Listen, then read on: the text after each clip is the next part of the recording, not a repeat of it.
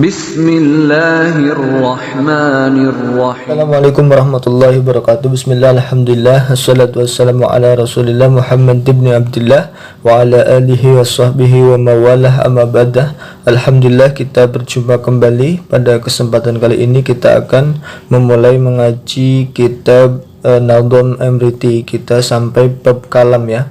Langsung saja kita baca. Bismillahirrahmanirrahim. Babul kalami ay hada babul kalami, utawi iki iku bab mertela akan kalam. Kalamuhum lafdun mufidun musnadu wal kilmatul lafdul mufidul mufradu.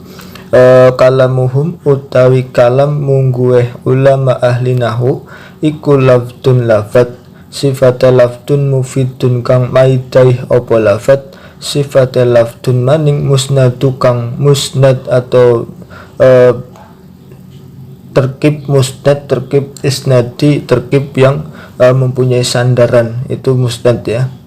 Itu definisi kalam. Kula wangsuli kalamuhum utai kalame mungguh ulama ahli nahu iku lafdun lafad, sifat lafdun mufidun kang maidai, kang tidak menimbulkan pertanyaan bagi si pendengar. Sifat lafdun musnadu kang duweni sandaran musnad ya. Nanti dijelaskan musnad itu apa. Wal kilmatu utawi kang aran kalimah, definisi kalimah iku al-lafdul lafad, sifat lafad al-mufidu kang maidai opo lafad, sifat lafad al-mufradu kang mufrad. Ulang suli kalimah. Wal kalimatu utai kalimah iku al-lafdul lafad, sifat lafad al-mufidu kang bermakna, sanes maidai tapi bermakna, hanya cukup bermakna, ini sudah mufid dalam kalimah.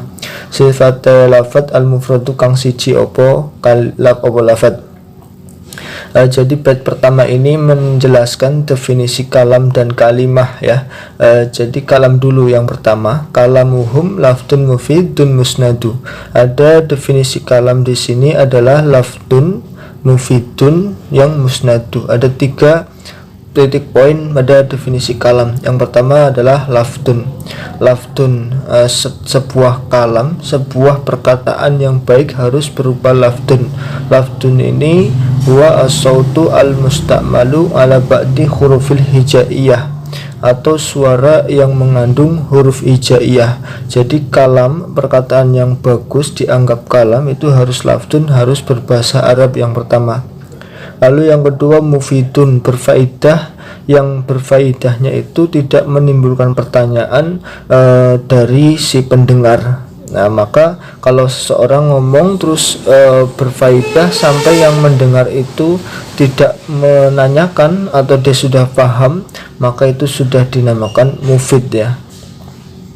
Lalu selanjutnya musnadu. Musnad ini susunan isnadi ya. Susunan isnadi itu susunan yang penyandaran dari satu kalimah disandarkan ke kalimah yang lain. Berarti ini pasti tarkib. Ini salah satu tarkib dalam bahasa Arab. Ada tarkib isnadi. Karena tarkib ada beberapa macam. Ada tarkib idhofi, ada tarkib majdi, ada tarkib idhofi. Ini namanya tarkib idhofi, susunannya musnad dan musnad ilaih, sesuatu yang disandarkan. Lah makanya kalau di Jurmiyah itu definisinya al-lafdu al-murakabu al-mufidu. Kalau di sini cukup lafdu mufidu musnadu, karena musnad ini sudah pasti tersusun, sudah pasti murakab, tersusun dari 2 kalimah atau lebih. Cuma lebih spekulasi lagi, lebih khusus lagi susunan yang musnad, susunan yang penyandaran dari satu kalimah disandarkan ke kalimah yang lain.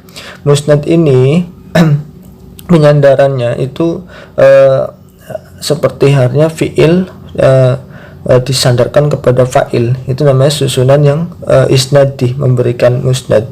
Lalu mutada disandarkan kepada khobar, itu juga termasuk musnad. Itu juga musnad ini, kalau kalam dikatakan musnad pasti sudah berfaedah. Nah tadi berfaedahnya menurut orang Arab, sebuah kalam dikatakan berfaedah yang tidak menimbulkan pertanyaan bagi si pendengar, itulah kalam yang sudah musnad, yang memenuhi atau mengikuti susunan musnad, susunan musnad dan musnad ilaih atau susunan isnadi namanya.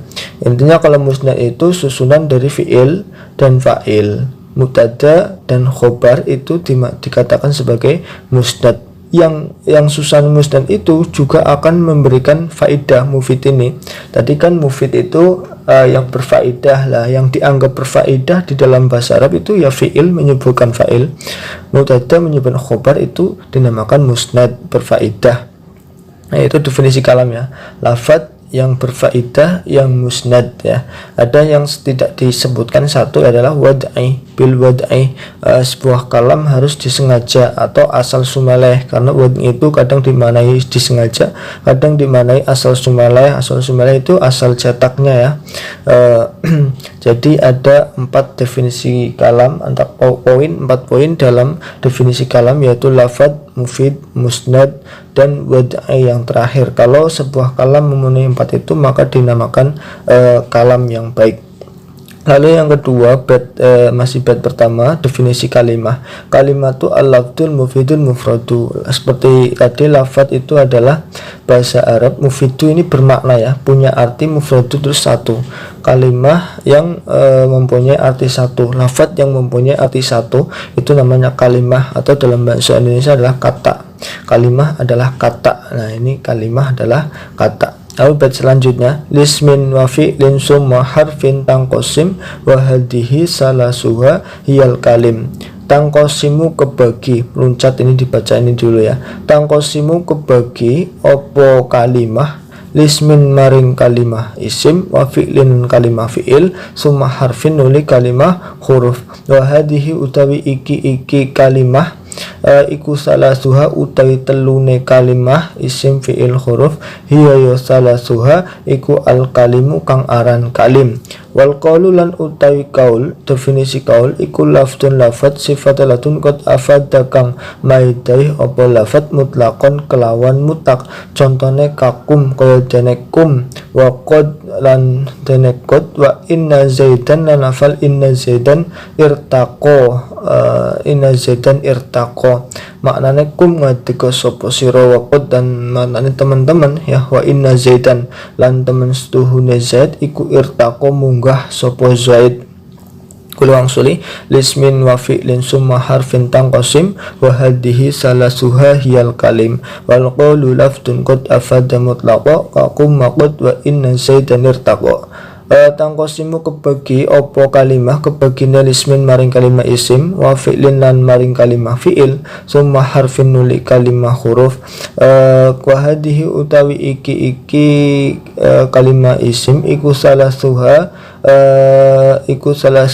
utawi telune kalimah isim fi'il huruf, hiya ya salasuha iku al kalimu kang aran kalim. Wal qaulu utawi kang aran qaul iku lafdun lafadz, sifat lafadz qad afada kang teman-teman paring faidah opo lafadz mutlaqon kelawan mutlak. Contohnya kakum kaya lafal kum, wa qad lafal qad, wa inna zaidan irtaqalan lan lafal inna zaidan irtaqo. Manane inna zaidan temen sedune zaid iku irtaqo munggah sopo zaid. Bait yang kedua ini, lismin fi'lin summa harfin tangqasim wa hadihi salasuha hiyal kalim. Ini menjelaskan pembagian kalimah ya, bahwa kalimah ada yang dinamakan kalimah isim, kalimah fi'il, dan kalimah huruf. Ada 3 kalimah di dalam bahasa Arab. Nanti dijelaskan lebih banyak di bait selanjutnya tentang isim, fi'il, dan huruf. Lalu wahadi salah suah hiyal kalim. Lalu definisi kalim ya. Definisi kalim itu adalah susunan dari 3 kalimah ya. 3-3-nya kalau isim, fi'il, huruf disusun dari 1, 3-3-nya itu dinamakan sebagai kalim, karena kalim ini tidak memandang faedah atau tidak, yang penting 3 kali tersusun dari 3 kalimah atau lebih, baik bermakna atau tidak bermakna, itu namanya kalim. Wadihi salasuha hiyal kalim, tidak memandang faedah atau bermakna atau tidak, yang penting 3 kalimat digandeng jadi 1, disusun jadi 1. Wal qaulu lafdun qad afada mutlaqa. Ini definisi qaul ya.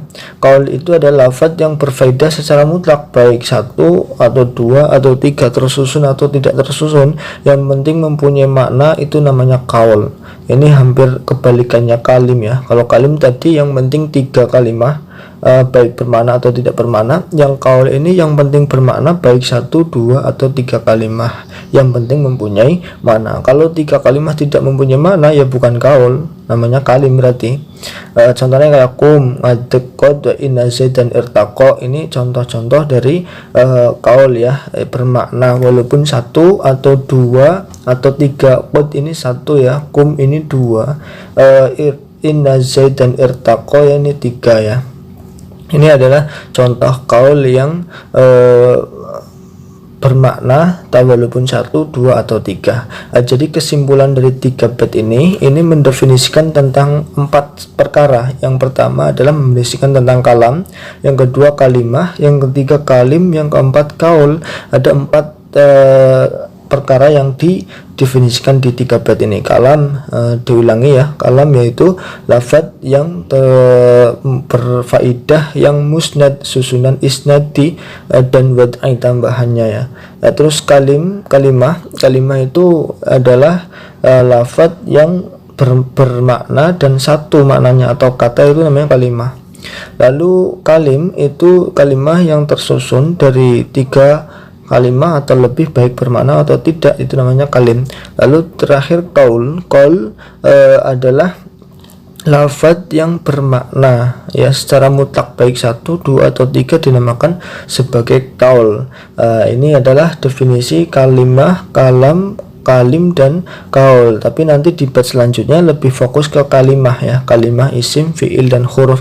Ini sudah tidak membahas tentang kalam, kalim dan kaul, sudah tidak lagi. Sekarang di bab selanjutnya nanti kita fokus ke kalimah isim, kalimah fiil dan kalimah huruf. Mungkin cukup sampai di sini dulu pertemuan kali ini. Kurang lebihnya mohon maaf. Wallahu alam.